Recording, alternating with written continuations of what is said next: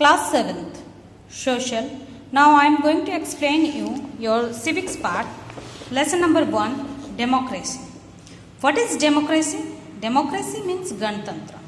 गणतांत्रिक अगर किसी देश के बारे में आता है मतलब यहाँ पे जो शासन होगा वो डेमोक्रेटिक होगा, मतलब गणतंत्र होगा, जैसे प्रजा के द्वारा चलाया जाएगा. कुछ पार्ट्स इसमें democracy, social democracy, different types of government, economic democracy, इन चीज़ों के बारे में हम इसमें पढ़ेंगे इस लेसन में.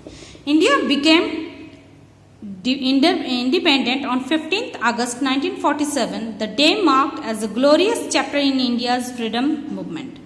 फ्रीडम मूवमेंट में ये डे सबसे स्वर्ण अक्षर में या स्वर्ण अक्षरों में इनको जाना जाता है या पहचाना गया है. The leaders of the freedom movement advised on India in which every Indian citizen would get political, social and economical equality.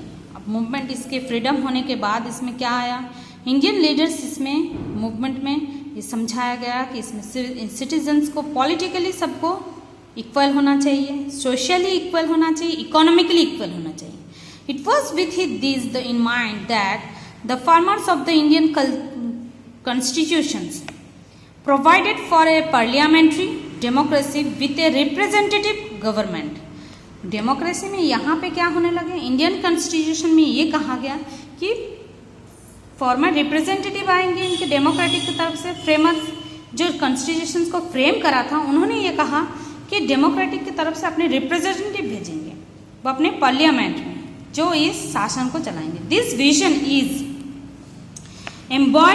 embodied in the preamble to the Constitution of India, which declares India to be a sovereign, socialist, secular, democratic republic with political, social, economic freedom of thought, expressions and faith and belief.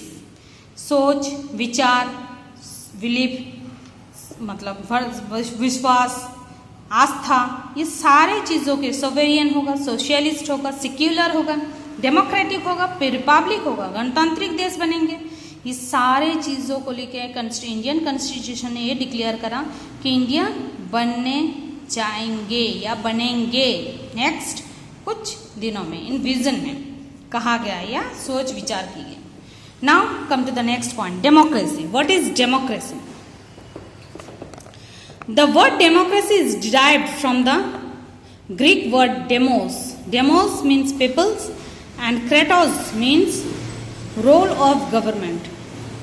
Hence, democracy is the rule of people or their representatives. The well-known definition of democracy is given by Abraham Lincoln. Abraham Lincoln ने इसका सबसे अच्छा definition दिया था. That means democracy is the government of the people by the people for the people. Democracy एक ऐसा राज है या शासन है जो सिर्फ लोगों के लिए हो, लोगों के द्वारा हो और लोगों के साथ. फॉर द पीपल लोगों के लिए हो, बाय द पीपल लोगों से द्वारा हो और लोगों के लिए हो. ये डेमोक्रेटिक का अब्राहम लिंकन ने इस डेफिनेशन को दिया था. सबसे इजी, सबसे सेफ एंड सबसे सूटेबल माना जाता है. Ancient Greece.